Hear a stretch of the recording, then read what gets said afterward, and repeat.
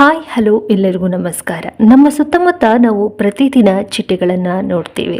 ಆದರೆ ನಿಮಗೆ ಗೊತ್ತಾ, ನಾವು ನೋಡ್ತಾ ಇರುವ ಪ್ರತಿಯೊಂದು ಚಿಟ್ಟೆಯೂ ಒಂದೇ ಥರ ಇರೋದಿಲ್ಲ. ಕೆಲವು ಚಿಟ್ಟೆಗಳು ಕಪ್ಪಾಗಿರ್ತವೆ, ಕೆಲವು ಹಳದಿ, ಕೆಲವು ನೀಲಿ, ಇನ್ನು ಕೆಲವು ಕೆಂಪು, ಇನ್ನು ಕೆಲವು ಬಿಳಿ ಬಣ್ಣಗಳ ಸುಂದರ ವಿನ್ಯಾಸಗಳನ್ನು ಹೊಂದಿರ್ತವೆ.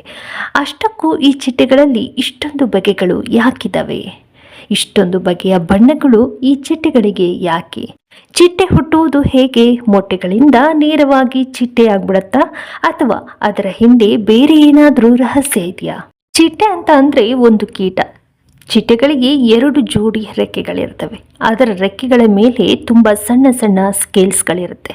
ಈ ಸ್ಕೇಲ್ಸ್ಗಳು ಮತ್ತು ಅವುಗಳಲ್ಲಿರುವ ಬಣ್ಣ ಹಾಗೂ ಬೆಳಕಿನ ಪ್ರತಿಫಲದಿಂದ ಚಿಟ್ಟೆಯ ರೆಕ್ಕೆಗಳಿಗೆ ಇನ್ನಷ್ಟು ಸುಂದರವಾದ ಬಣ್ಣಗಳು ಕಾಣಿಸ್ಕೊಳ್ತವೆ. ಇನ್ನೂ ಮುಖ್ಯವಾದ ವಿಷಯ ಏನು ಅಂದರೆ, ಎಲ್ಲ ಚಿಟ್ಟೆಗಳು ಒಂದೇ ರೀತಿ ಇರೋದಿಲ್ಲ. ನಮ್ಮ ಭಾರತದಲ್ಲಿಯೇ ಹಲವಾರು ಬಗೆಯ ಚಿಟ್ಟೆಗಳನ್ನು ನಾವು ನೋಡಬಹುದು. ಉದಾಹರಣೆಗೆ swallowtail, common Mormon, common rose, common tiger, lemon and blue butterfly. ಹೀಗೆ ಹಲವಾರು ಬಗೆಯ ಚಿಟ್ಟೆಗಳಿವೆ. ಇನ್ನು ಚಿಟ್ಟೆ ಜೀವನದ ಮುಂದಿನ ಹಂತಕ್ಕೆ ನೋಡೋದಾದ್ರೆ, ಚಿಟ್ಟೆ ನೇರವಾಗಿ ಚಿಟ್ಟೆಯಾಗಿ ಹುಟ್ಟೋದಿಲ್ಲ. ಮೊದಲಿಗೆ ಹೆಣ್ಣು ಚಿಟ್ಟೆ ಮೊಟ್ಟೆಯನ್ನ ಇಡುತ್ತೆ. ಆದರೆ ಎಲ್ಲೆಂದರಲ್ಲಿ ಮೊಟ್ಟೆಯನ್ನ ಇಡೋದಿಲ್ಲ. ತನ್ನ ಮರಿಗಳಿಗೆ ತಿನ್ನಬಹುದಾದ ಸೂಕ್ತವಾದ ಗಿಡದ ಎಲೆಗಳ ಮೇಲೆ ಮೊಟ್ಟೆಯನ್ನ ಇಡುತ್ತೆ. ಆ ಮೊಟ್ಟೆಯೊಳಗೆ ನಿಧಾನವಾಗಿ ಒಂದು ಸಣ್ಣ ಜೀವಿ ಬೆಳೆಯುತ್ತೆ. ಕೆಲವು ದಿನಗಳ ನಂತರ ಆ ಮೊಟ್ಟೆಯಿಂದ ಒಂದು ಸಣ್ಣ ಮರಿಹುಳು ಹೊರಗಡೆ ಬರುತ್ತೆ. ಅಲ್ಲಿನಿಂದ ಚಿಟ್ಟೆಯ ಜೀವನದ 2ನೇ ಹಂತ ಪ್ರಾರಂಭವಾಗುತ್ತೆ. ಮರಿಹುಳುಗಳು ಮೊಟ್ಟೆಯಿಂದ ಹೊರಬಂದ ಮರಿಹುಳುಗಳನ್ನ ನೋಡಿದ್ರೆ ಇದು ಮುಂದೆ ಸುಂದರವಾದ ಚಿಟ್ಟೆಯಾಗುತ್ತದೆ ಅಂತ ನಮ್ಗೆ ಊಹೆ ಕೂಡ ಇರೋದಿಲ್ಲ. ಮರಿಹುಳುವಿನ ಮುಖ್ಯ ಕೆಲಸ ತಿನ್ನುವುದು ಮತ್ತೆ ಬೆಳೆಯುವುದು. ಅದು ಗಿಡದ ಎಲೆಗಳನ್ನ ತಿನ್ನುತ್ತಾ ನಿಧಾನವಾಗಿ ದೊಡ್ಡದಾಗತ್ತೆ. ಅದು ಬೆಳೆಯುತ್ತಾ ಹೋದಂತೆ ತನ್ನ ಹೊರ ಚರ್ಮವನ್ನ ಹಲವು ಬಾರಿ ಬದಲಾಯಿಸುತ್ತೆ. ಹೀಗೆ ಸಾಕಷ್ಟು ಬೆಳೆದ ನಂತರ ಅದು ತನ್ನ ಜೀವನದ ಮುಂದಿನ ಹಂತಕ್ಕೆ ಹೋಗಲು ಸಿದ್ಧವಾಗುತ್ತೆ. ಮುಂದಿನ ಹಂತ ಏನ್ ಗೊತ್ತಾ? ಅದು ಕೋಶದ ಹಂತ. ಮರಿಹುಳು ಸಾಕಷ್ಟು ಬೆಳೆದ ನಂತರ ಅದು ಇನ್ನು ಮುಂದೆ ಎಲೆಗಳನ್ನ ತಿನ್ನುತ್ತಾ ಇರುವುದಿಲ್ಲ.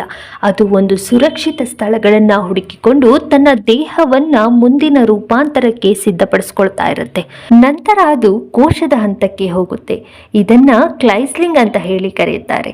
ಹೊರಗಿನಿಂದ ನೋಡಿದ್ರೆ ಕೋಶದ ಒಳಗಡೆ ಏನೂ ನಡೀತಾ ಇಲ್ಲ ಅಂತ ಅನ್ನಿಸಬಹುದು, ಆದ್ರೆ ನಿಜವಾಗಿ ಒಳಗಡೆ ದೊಡ್ಡ ಬದಲಾವಣೆಯೇ ನಡೀತಾ ಇರುತ್ತೆ. ಮರಿಹುಳುವಿನ ದೇಹ ನಿಧಾನವಾಗಿ ಬದಲಾಗುತ್ತಾ ರೆಕ್ಕೆಗಳು, ಕಾಲುಗಳು ಮತ್ತು ಚಿಟ್ಟೆಯ ದೇಹದ ಇತರ ಭಾಗಗಳು ಅಭಿವೃದ್ಧಿ ಹೊಂದುತ್ತಾ ಬರುತ್ತೆ. ಈ ರೂಪಾಂತರ ಪೂರ್ಣವಾದ ನಂತರ ಕೋಶದಿಂದ ಒಂದು ಸುಂದರವಾದ ಚಿಟ್ಟೆ ಹೊರಬರುತ್ತೆ. ಚಿಟ್ಟೆ ಕೋಶದಿಂದ ಹೊರಬಂದ ನಂತರ ಏನಾಗುತ್ತೆ ಗೊತ್ತಾ?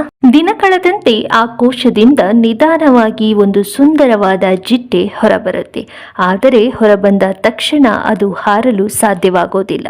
ಅದರ ರೆಕ್ಕೆಗಳು ಆಗ ಇನ್ನು ಮೃದುವಾಗಿ ಮತ್ತು ಒದ್ದೆಯಾಗಿರುತ್ತವೆ. ಆದ್ದರಿಂದ ಚಿಟ್ಟೆ ಸ್ವಲ್ಪ ಸಮಯ ಒಂದು ಸ್ಥಳದಲ್ಲಿ ಕೂತುಕೊಂಡು ತನ್ನ ರೆಕ್ಕೆಯನ್ನ ನಿಧಾನವಾಗಿ ಬಿಚ್ಚಿ ಒಣಗಿಸಿಕೊಳ್ಳುತ್ತದೆ. ರೆಕ್ಕೆಗಳು ಗಟ್ಟಿಯಾಗಲು ಹಾಗೂ ಹಾರಲು ಸಿದ್ಧವಾದ ನಂತರ ಚಿಟ್ಟೆ ತನ್ನ ಮೊದಲ ಹಾರಾಟವನ್ನ ಪ್ರಾರಂಭ ಮಾಡುತ್ತೆ.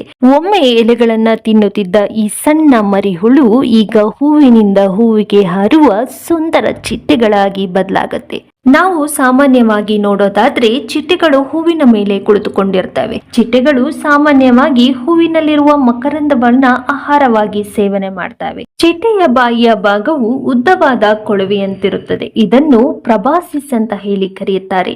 ಚಿಟ್ಟೆ ಹೂವಿನ ಮೇಲೆ ಕುಳಿತಾಗ ಈ ಉದ್ದವಾದ ಕೊಳವೆಯಂತಿರುವ ಭಾಗವು ಹೂವಿನೊಳಗೆ ಹಾಕಿ ಮಕರಂದವನ್ನ ಹೀರಿಕೊಳ್ಳುತ್ತದೆ.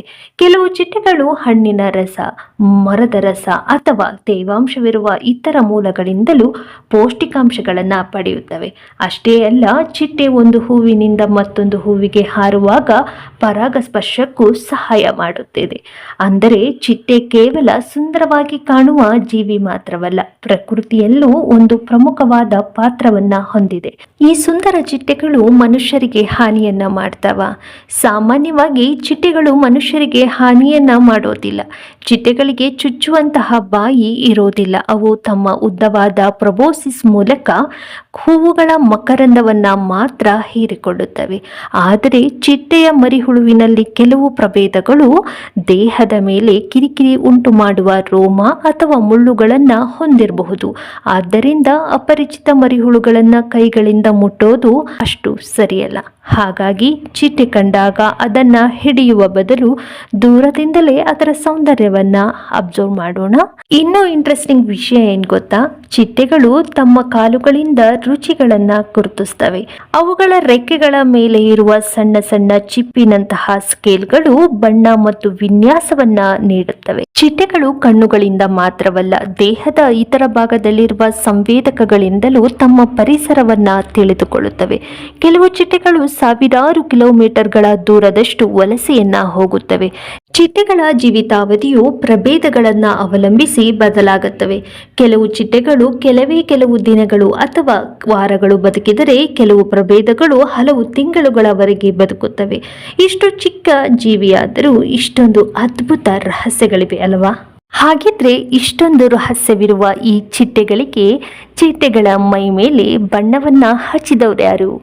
ಬಣ್ಣ ಹೇಗೆ ಬರುತ್ತೆ? ಚಿಟ್ಟೆಗಳ ರೆಕ್ಕೆಗಳ ಮೇಲಿರುವ ಬಣ್ಣಗಳು ಪ್ರಕೃತಿಯ ಅದ್ಭುತ ಕಲೆ. ಕೆಲವು ಚಿಟ್ಟೆಗಳ ಬಣ್ಣವು ರೆಕ್ಕೆಯಲ್ಲಿರುವ ಸಣ್ಣ ಸ್ಕೇಲಲ್ಲಿರುವ ವರ್ಣದ್ರವ್ಯಗಳಿಂದ ಬರುತ್ತೆ. ಆದರೆ ಕೆಲವು ನೀಲಿ ಚಿಟ್ಟೆಗಳಂತಿರುವ ಚಿಟ್ಟೆಗಳಲ್ಲಿ ಬಣ್ಣವು ಕೇವಲ ವರ್ಣದ್ರಿಂದ ಬರೋದಿಲ್ಲ. ಇವು ರೆಕ್ಕೆಗಳ ಮೇಲಿರುವ ಅತಿ ಸೂಕ್ಷ್ಮ ರಚನೆಗಳ ಮೇಲೆ ಬೆಳಕು ಪ್ರತಿಬಿಂಬಿಸುವುದರಿಂದ ಮಿನುಗುವ ನೀಲಿ ಬಣ್ಣ ಬದಲಾಗತ್ತೆ. ಅಷ್ಟೇ ಅಲ್ಲ, ಕಾಣಿಸುತ್ತೆ ಕೂಡ. ಇದಕ್ಕಾಗಿಯೇ ಚಿಟ್ಟೆಯ ರೆಕ್ಕೆಗಳ ಮೇಲೆ ಬೇರೆ ಬೇರೆ ಕೋನಗಳಿಂದ ನೋಡಿದಾಗ ಬಣ್ಣದ ಹೊಳಪು ಸ್ವಲ್ಪ ಬದಲಾದಂತೆ ಕಾಣಿಸುತ್ತೆ. ಪ್ರಕೃತಿ ಚಿಟ್ಟೆಯ ರೆಕ್ಕೆಗಳಲ್ಲಿಯೇ ಒಂದು ಪುಟ್ಟ ಕಲಾಕೃತಿಯನ್ನ ಸೃಷ್ಟಿಸಿದೆ. ಹೂವಿನಿಂದ ಹೂವಿಗೆ ಹಾರುವ ಪ್ರಕೃತಿಗೆ ಬಣ್ಣ ತುಂಬುವ ಈ ಪುಟ್ಟ ಜೀವಿಗಳು ನಿಜಕ್ಕೂ ಅದ್ಭುತ. ಚಿಟ್ಟೆ ಇರುವ ಜಾಗದಲ್ಲಿ ಪ್ರಕೃತಿಯ ಸೌಂದರ್ಯ ಇನ್ನಷ್ಟು ಹೆಚ್ಚಾಗುತ್ತೆ.